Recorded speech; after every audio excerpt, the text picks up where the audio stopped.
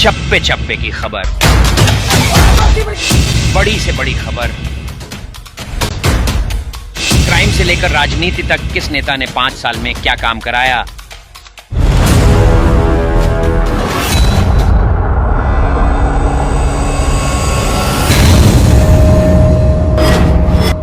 मिलेगी सबसे पहले।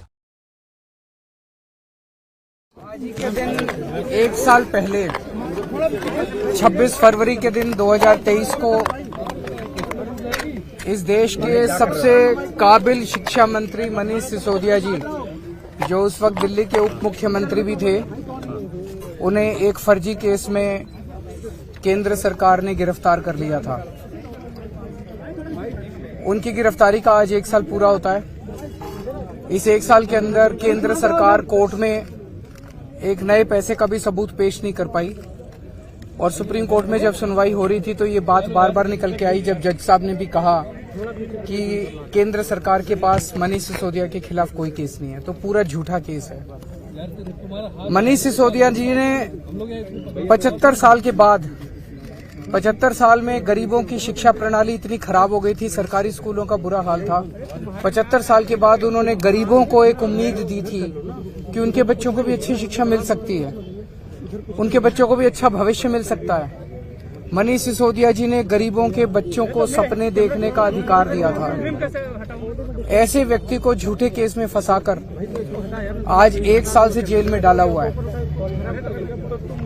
एक तरफ उन्हें जेल में डाला हुआ है और दूसरी तरफ हम देखते हैं कि इस देश को लूटने वालों को, जो इस देश को लूट रहे हैं, कई हजार करोड़ रुपए के जिनके ऊपर भ्रष्टाचार के आरोप हैं, जिन्हें खुद प्रधानमंत्री जी अपने भाषणों में बड़े बड़े भ्रष्टाचारी बोल चुके हैं, उन लोगों को अपनी पार्टी में शामिल करा के और उनको बड़े बड़े पद दिए जा रहे हैं। किसी को मुख्यमंत्री बना देते हैं, किसी को मंत्री बना देते हैं, किसी को उप मुख्यमंत्री बना देते हैं। तो एक वो कहावत है कि रामचंद्र कह गए सिया से, ऐसा कलयुग आएगा, हंस चुनेगा दाना दुनका, कौवा मोती खाएगा।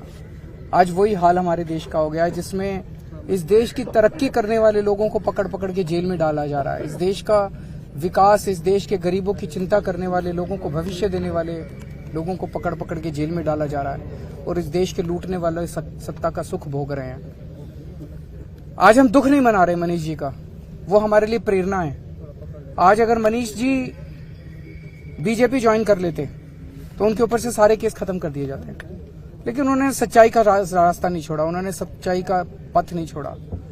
उन्होंने तय कर लिया है कि चाहे जितनी मर्जी मुसीबतें आए, मैं सच्चाई के रास्ते पे रहूंगा, चाहे जितने साल जेल में डाले रखे मैं सच्चाई पे रहूंगा, क्योंकि मैंने कोई गलत काम नहीं किया। तो हम उनसे प्रेरणा लेते हैं। आम आदमी पार्टी क्या, पूरे देश का एक एक व्यक्ति जो इस देश से प्यार करता है, जो देशभक्त है, जो चाहता है कि देश आगे बढ़े, वो व्यक्ति मनीष जी को अपनी प्रेरणा मानता है। हम मनीष जी को सलाम करते हैं। वो चाहते हैं कि हम अपना गठबंधन का हिस्सा ना रहे बार बार।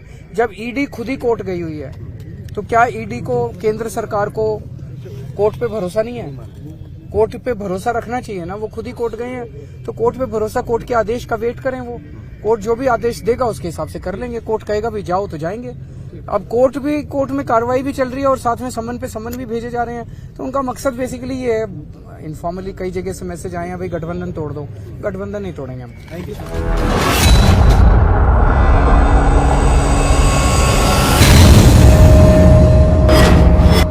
मिलेगी सबसे पहले हर खबर चेंजिंग फ्यूचर न्यूज पर, जो बदलेगा आपका फ्यूचर।